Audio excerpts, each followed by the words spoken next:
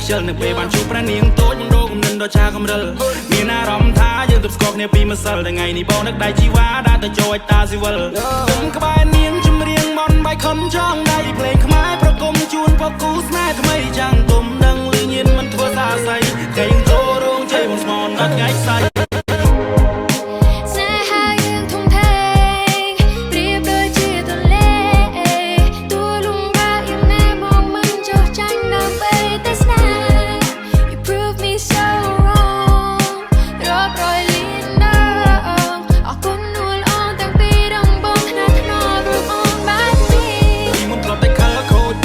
ខ្ជិលនៅពេលបានជួបព្រះនាងតូចមិនរកគំនិតដ៏ឆាកំរិល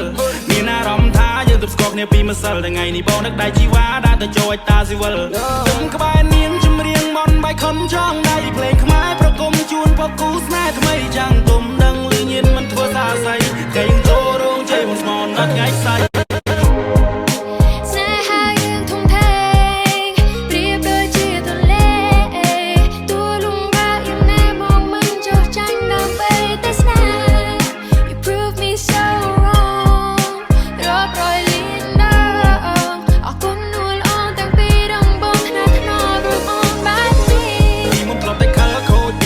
ខ្ជិលនៅពេលបានជួបព្រះនាងតូចមិនរកគំនិតដ៏ឆាកំរិល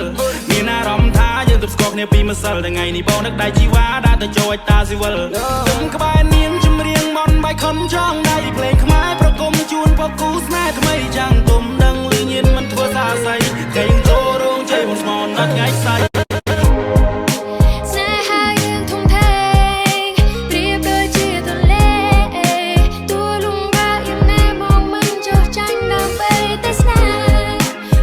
Me so